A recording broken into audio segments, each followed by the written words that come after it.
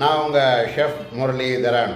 இன்றைக்கி நீங்கள் பார்க்க போகிற டிஷ் வந்து என்ன அப்படின்னு வந்து பார்த்தீங்க அப்படின்னா பிரெட் அல்வா. ஸோ இந்த பிரெட் அல்வாவை நான் என்ன பண்ணியிருக்கேன் அப்படின்னா மண்டபத்தில் பண்ணுறதை உங்களுக்கு எடுத்து காட்டியிருக்கேன்.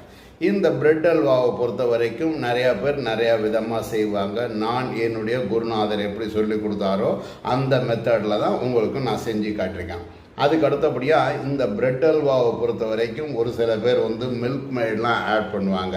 பட் நான் இதில் மில்க் மெய்ட்லாம் ஆட் பண்ணல. அதே மாதிரி கொஞ்சம் வந்து பிரெட் அல்வாவை பொறுத்த வரைக்கும் நீங்கள் அந்த ப்ரெட்டு பொரிக்கிறது, அதை நான் வீடியோலேயே சொல்லியிருப்பேன். ப்ரெட்டு பொரிக்கிறத வந்து மிதமான சூட்லேயும் சரி ப்ரெட்டினுடைய கலர் மாறாமல் நீங்கள் பொரிக்கணும். அப்போ தான் அது வந்து என்ன ஆகும் அப்படின்னா, ரொம்ப ரோஸ்டட் ஆகிடுச்சு அப்படின்னா என்ன ஆகும் அப்படின்னா, அந்த ப்ரெட்டு வந்து ரஃப் ஆகிடுச்சு அப்படின்னா சர்க்கரை பாகில் போட்டதும் ஊறவே ஊறாது, ஒரு மாதிரி ஹார்டாக இருக்கிற மாதிரியே இருக்கும். அப்போ என்ன ஆகும் அப்படின்னா அந்த பீஸ் வந்து ப்ரெட்டினுடைய ஸ்கொயர் டைப்பான உள்ள பீஸ் வந்து தெரியும் போது உங்களுக்கு பார்க்க அசிங்கமாக இருக்கிற மாதிரி இருக்கும். அதனால் நீங்கள் என்ன பண்ணணும் அப்படின்னா முக்கால் வேக்காடு, அதாவது வந்து கோல்டன் கலர் வர்ற மாதிரி ஃப்ரை பண்ணி நீங்கள் எடுத்துக்கணும். அதுக்கு அடுத்தது வந்து நான் நிறைய வீடியோஸ் வந்து பார்த்தீங்க அப்படின்னா 75 கிலோ உருளைக்கிழங்கு பொரியல், 40 கிலோ கத்திரிக்காய்க்கு பொரியல், 50 கிலோ சாம்பார் சாதம், 100 கிலோ பிரியாணி இப்படிலாம் நான் போடுறேன் அப்படின்னா நான் வந்து கேட்ரிங் பண்ணுறேன். ஸோ வந்து பெரிய பெரிய பல்க் குக்கிங் கேட்ரிங்லாம் பண்ணுறேன். இப்போ உங்களுக்கு வந்து நான் என்ன பண்ணுறேன் அப்படின்னா பல்க் குக்கிங்கில் பண்ணாலும் எப்படி இருக்கணும், கொஞ்சமாக பண்ணாலும் எப்படி இருக்கணும் அப்படிங்கிறதுக்காகத்தான் நான் இந்த மாதிரி காட்டுறேன். நீங்கள் கேட்கலாம், சார் நாங்கள் எங்கே சார் பல்க் குக்கிங் பண்ண போகிறோம் அப்படின்னு. இப்போது இன்றைக்கி வந்து பார்த்திங்க அப்படின்னா நிறையா பேர் வந்து இதை தான் வந்து ட்ரெண்டிங்கில் பண்ணி பண்ணுறாங்க. பல்க் குக்கிங் நிறையா பண்ணி காட்டினாக்கா அப்பா அவருக்கு நிறையா பண்ண தெரியும் போல் இருக்கு அப்படின்னு சொல்லி பண்ணி காட்டுற சொல்கிறாங்க. பட் நான் வந்து கேட்ரிங் பண்ணுறதுனால நான் என்ன பண்ணுறேன் அப்படின்னா அந்த கேட்ரிங் பண்ணும்போது அதையும் நான் வந்து ஷூட் பண்ணி உங்களுக்கு 100 கிலோ பிரியாணி பண்ணணும்னா இப்படிலாம் மிசம்பிளாஸ் ரெடி பண்ணிப்பாங்க போல இருக்குது. அதாவது வந்து மிசம்பிளாஸ் அப்படின்னா நான் என்னுடைய வீடியோவில் சொல்லியிருக்கேன், எப்படி காய்கறிலாம் வெட்டி வச்சுப்பாங்க அப்படிங்கிறத பற்றியும் நான் உங்களுக்கு சொல்லிக் கொடுக்கணும் அப்படிங்கிறதுக்காக தான் நான் இப்படிலாம் பண்ணி பண்ணுறேன். ஸோ அதனால தான் நான் வந்து என்னுடைய யூடியூப் சேனலில் உங்களுக்கு பார்த்தீங்க அப்படின்னா 10 பேருக்கு, அதாவது வந்து 4 பேருக்கு செய்கிறது, சாதாரணமாக யூடியூப் சேனலில் செய்கிறதையும் நான் காட்டியிருப்பேன். பெரிய பெரிய பல்க் குக்கிங் பண்ணுறது எப்படி அப்படின்னும் நான் உங்களுக்கு காட்டியிருப்பேன். இது எல்லாத்துக்கும் மேலே என்னுடைய வீடியோஸ்லேயே வந்து நிறைய பேர் வந்து சொல்லுவீங்க, என்ன வந்து மெசேஜ்லாம் பண்ணுறீங்க அப்படின்னா, சார் நீங்கள் வந்து ரொம்ப பேசுகிறீங்க சார், நீங்கள் பேசுகிறது வந்து எங்களுக்கு வந்து ஒரு மாதிரி இதாக இருக்குது. அதோடு இல்லாமல் நீங்கள் வந்து 2 நிமிஷம் 3 நிமிஷத்தில் நீங்கள் வந்து வீடியோவை போடுங்க அப்படின்னு சொல்கிறீங்க. இப்போது ஃபார் எக்ஸாம்பிள் நான் பிரெட் அல்வாவே எடுத்துக்கேன். பிரெட் அல்வா ஈஸியான ஒரு வேலை. அந்த வேலையில் நீங்கள் செய்யக்கூடிய தப்புகள் அப்படின்னு 3 இடத்துல தப்பு பண்ணுவீங்க. இந்த தப்பை எல்லாருமே பண்ணுவாங்க, இன்க்ளூடிங் மீ. தெரியல அப்படின்னா என்ன காரணம்னா, ப்ரெட்டை வந்து பொரிக்கும் போது வந்து பார்த்தீங்க அப்படின்னா எண்ணெய் ஓவராக கோத்துக்கிற மாதிரி பொரிச்சு விடுவாங்க. எப்படி பொரிப்பாங்க, ஆயில் சூடு கம்மியாக வச்சு ப்ரெட்டினுடைய கலர் மாறக்கூடாது அப்படிங்கிறத பார்த்துக்கிட்டு இவங்க என்ன பண்ணுவாங்க, எண்ணெயினுடைய சூடை கம்மியாக வைப்பாங்க. இன்னும் ஒரு சில பேர் வந்து என்ன பண்ணுவாங்கன்னா, லேடிஸ் அப்படின்னும் போது அவங்க என்ன பண்ணுவாங்கன்னா குடும்ப சூழ்நிலைக்கு தகுந்த மாதிரி என்ன பண்ணுவாங்க, நிறையா எண்ணெய் வச்சு எதுக்கு போகிறீங்கன்னா சும்மா 1 கரண்டி 2 கரண்டி எண்ணெயை வச்சு பண்ணலாம் அப்படிம்பாங்க. அப்படி பண்ணும்போதும் உங்களுக்கு என்ன ஆகும் அப்படின்னா இந்த ப்ரெட்டு வந்து சரியாக பொரியாமல் வதக்குன்னு இருக்கிறதோடு இல்லாமல் போட்டதுமே பஞ்சு போல் ஆகிடும். ஸோ இது 2வது தப்பு.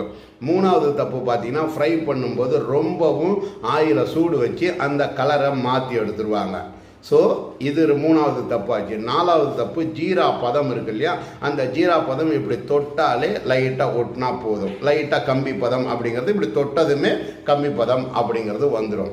இந்த தப்பையும் பண்ணிடுவாங்க. ஸோ இந்த தப்புகளை நான் வெறுமனே வீடியோ போட்டால் எப்படி நான் சொல்லி தர முடியும்? ஸோ நான் எப்படி சொல்லி கொடுக்கறது? ஒரு யூடியூப் சேனல் நடத்துறது பெரிய விஷயமே கிடையாது. எல்லாரும் வந்து செய்கிறவங்க தான், இன்க்ளூடிங் என்னையும் சேர்த்து தான் சொல்கிறேன். எல்லாரும் சமையல் செய்யலாம். சமையல் அப்படிங்கிறது உங்களுக்கு நான் ஏற்கனவே சொல்லியிருக்கேன், கலை அப்படின்னு சொல்லியிருக்கேன். அப்போது அந்த கலையை வந்து செய்யறத கரெக்டாக சொல்லி கொடுக்குறவங்க மட்டும்தான் ஒரு ஷெஃப்பாக இருக்கட்டும், ஒரு வாத்தியாக இருக்கட்டும், ஒரு மாஸ்டராக இருக்கட்டும். இப்போ நீங்கள் வந்து பார்த்தீங்கன்னா நம்ம ஸ்கூல்லேயே நம்ம வந்து ஒரு என்ன சொல்கிறது, நிறைய விஷயங்கள் இருக்குது இதில். இதை நான் வந்து இன்னொரு இதில் வந்து லைவ் மாதிரி நடத்தும் போது நான் உங்களுக்கு எல்லா விஷயத்தையும் என்ன சொல்கிறேன். இப்போ இந்த மாதிரி இந்த பிரெட் அல்வாவை நீங்கள் உங்கள் வீட்டில் செஞ்சு பாருங்கள். செஞ்சு பார்த்து எனக்கு கமெண்ட்ஸ் பண்ணுங்கள். இந்த செஃப் மெட்ராஸ் முரளி அப்படிங்கிறத யார் இன்னும் சப்ஸ்கிரைப் பண்ணலையோ எல்லாரும் சப்ஸ்கிரைப் பண்ணுங்கள். அதுக்கு அடுத்தது ஒரு சின்ன வேண்டுகோள். இந்த என்னுடைய ப்ரோக்ராமுக்கு நடுவில் வந்து விளம்பரங்கள்லாம் வரும் இல்லையா, இந்த விளம்பரங்களை நீங்கள் ஸ்கிப் பண்ணிங்க அப்படின்னா என்ன ஆகும் அப்படின்னா எனக்கு விளம்பரம் அப்படிங்கிறது கொடுக்க மாட்டாங்க. ஸோ அந்த விளம்பரங்கள் கொடுக்கல அப்படின்னா எனக்கும் கஷ்டம், உங்களுக்கும் கஷ்டமாக இருக்க மாதிரி இருக்கும். உங்களுக்கு கஷ்டம் என்னென்னா என்னுடைய சேனல் நான் வந்து நல்ல க்ரோத் ஆனால் தான் நல்லாயிருக்கும். அதனால தான் நான் உங்களுக்கு இப்படி சொல்கிறேன். அதனால் நீங்கள் என்ன பண்ணுங்கள், அந்த விளம்பரங்களை ஸ்கிப் பண்ணாமல் சவுண்டு கம்மியாக வச்சு பார்த்து அடுத்தது பார்த்து பண்ணிங்க அப்படின்னா ரொம்பவுமே நல்லாயிருக்கும். ஸோ இந்த நாள் இனிய நாளாக அமையணும் அப்படின்னு சொல்லிட்டு உங்களிடமிருந்து விடைபெறுவதற்கு முன்னாடி ஒரு சின்ன இது நான் மறுபடியும் சொல்கிறேன். நான் பல்க் குக்கிங் பண்ணுறதுனால தான் இப்படி பண்ணுறேன். இதே பிரெட் அல்வாவை கொஞ்சமாக பண்ணுறது, வீட்டில் பண்ணுறது எப்படி, சாம்பார் சாதம் கொஞ்சமாக வீட்டில் பண்ணுறது எப்படி, பிரியாணி கொஞ்சமாக வீட்டில் பண்ணுறது, அதெல்லாம் நான் ஒன்று உங்களுக்கு காட்டுறேன். நான் வந்து எடுத்த வீடியோக்களை உங்களுக்கு அப்லோட் பண்ணுறேன், அவ்வளோதான், வேறு ஒன்றும் கிடையாது. ஸோ இந்த நாள் இனிய நாளாக அமையணும் அப்படின்னு சொல்லி உங்களிடமிருந்து விடைபெறுவது உங்கள் ஷெஃப் முரளிதரன். நன்றி, வணக்கம். இப்போது இது வந்து 15 நம்பர் ப்ரெட்டு. இந்த 15 நம்பர் ப்ரெட்டையும் நான் எப்படி வெட்டியிருக்கேன் பாருங்கள். சின்ன சின்ன ஸ்கொயராக வெட்டியிருக்கேன். எதுக்கு அப்படின்னா இன்றைக்கி நம்ம வந்து பிரெட் அல்வாக்குன்னு சொல்லியிருக்கோம் இல்லையா, இந்த பிரெட் அல்வாக்கு இந்த மாதிரி தான் நீங்கள் என்ன பண்ணணும், ஸ்கொயராக வெட்டி வச்சுக்காங்க. ஃப்ரை பண்ணுறது எப்படின்னு காட்டுறேன். அதுக்கு முந்திரி பருப்பு என்ன பண்ணியிருக்கேன், 3/4 கிலோ முந்திரி பருப்பு, உங்களுடைய விருப்பத்தைப்படி பண்ணிக்கலாம். திராட்சை வந்து 1/4 கிலோ திராட்சை நான் யூஸ் பண்ணியிருக்கேன். இப்போது இதையெல்லாம் எப்படி பண்ணுறதுன்னு உங்களுக்கு காட்டுறேன். அதுக்கு அடுத்தது வந்து பார்த்திங்க அப்படின்னா சர்க்கரை வந்து இதுக்கு வந்து என்ன பண்ணணும்னா 15 ப்ரெட்டுக்கும் நான் 6 கிலோ சர்க்கரையை நான் யூஸ் பண்ணியிருக்கேன். இந்த 6 கிலோ சர்க்கரைக்கும் சர்க்கரை முழுகிற அளவுக்கு தண்ணி வைக்கணும். அதையும் இப்போ காட்டுறேன் பாருங்கள். சர்க்கரை முழுகிற அளவுக்கு தண்ணி இருந்தால் போதுமானது.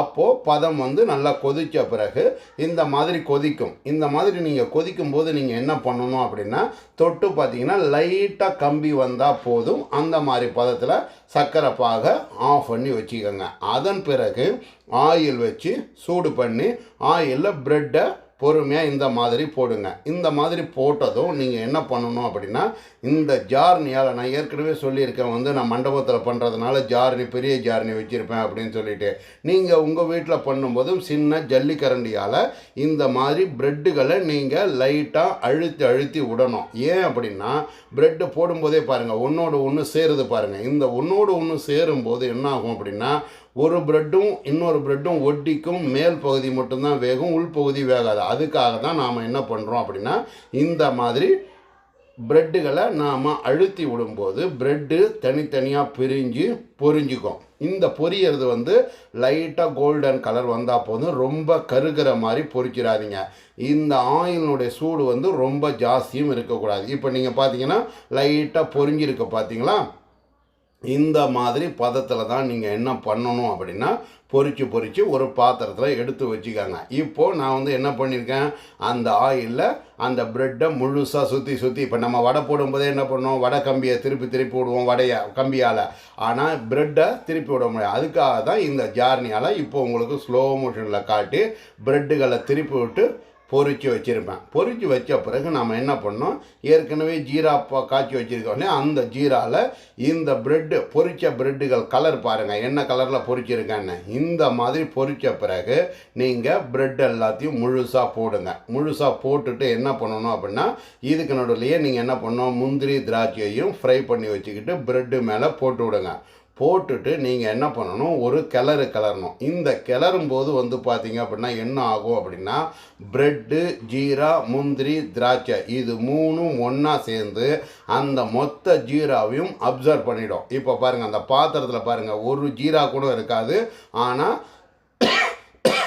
உங்களுக்கு அந்த ஜீரா வந்து இல்லாமல் பாத்திரமும் ட்ரையாக இருக்க மாதிரி இருக்கும். ப்ரெட்டும் வந்து பார்த்தீங்க அப்படின்னா ரொம்ப கொஞ்சம் பாதி ஊறி பாதி ஊறாத மாதிரி இருக்கும். இதுக்கு நீங்கள் என்ன பண்ணணும் அப்படின்னா பால் வந்து நான் என்ன பண்ணியிருக்கேன் அப்படின்னா ஒரு 5 லிட்டர் பாலை இதில் ஊற்றுவேன். இப்போ ஊற்றி கிளறேன் பாருங்கள். பாலை ஊற்றி கிளறும் போது என்ன ஆகும் அப்படின்னா, அந்த கொஞ்சம் ஃப்ரை ஆன ப்ரெட் இருக்கு இல்லையா, அது வந்து என்ன ஆகும் அப்படின்னா பால் சர்க்கரை தண்ணியில் கொஞ்சம் லூஸாக இருக்கும். இந்த பால் கூட நான் லைட்டாக சூடாக இருக்கிற பாலை தான் ஊற்றிருக்கேன். ஆறுன பாலை தயவு செஞ்சு ஊற்றாதீங்க. கொஞ்சம் வெதுவெதுப்பான உள்ள பாலை ஊற்றி கிளறுங்க. கிளறிட்டு நீங்கள் ஒரு 1/2 கிலோ நெய்யை போடுங்க. நெய்யை போட்டு நல்லா கிளறுங்க. முதல்ல நீங்கள் பார்த்த பிரெட் அல்வாக்கும் இப்போ நீங்கள் பார்க்குற பிரெட் அல்வாக்கும் எவ்வளோ வித்தியாசம் இருக்குது பாருங்கள். காரணம் என்ன அப்படின்னா, நல்லா அந்த பால் சர்க்கரை இதெல்லாம் ஒன்றா சேர்ந்துருச்சு. ஒரு சில பேர் இதில் மில்க் மேடை ஆட் பண்ணுவாங்க. அது அவங்களுடைய விருப்பத்தை சேர்ந்தது. நான் இதில் மில்க் மேடை ஆட் பண்ணல. இப்போது நீங்கள் கிளறும் போது கைகளில் நான் எடுத்து காட்டுறேன் பாருங்கள் எவ்வளோ சாஃப்ட்னஸ் இருக்குது அப்படின்னு. இப்போது இருந்த பிரெட் அல்வா அந்த ஸ்கொயரே தெரியல பாருங்கள், ப்ரெட்டே தெரியல. இப்போ எல்லாமே பஞ்சு மாதிரி ஆகிடுச்சு. இப்போ இது மாதிரி தான் நீங்கள் செஞ்சு பாருங்கள். செஞ்சு பார்த்தீங்க அப்படின்னா உங்கள் வீட்டில் கூட பிரெட் அல்வா செய்யலாம். இது வந்து பார்த்தீங்கன்னா முஸ்லீம்ஸ் மேரேஜில் வந்து நிறைய இதை யூஸ் பண்ணுவாங்க. இப்போ ஒரு சில பேர் வீட்டில் பிரேக்ஃபாஸ்ட்லேயும் யூஸ் பண்ணுறாங்க. இந்த மாதிரி சாஃப்டாக இருக்கணும் அந்த பிரெட் அல்வா. எடுத்து வச்சா நெய், முந்திரி, திராட்சை எல்லாம் இருந்ததுன்னா சூப்பராக இருக்கும்.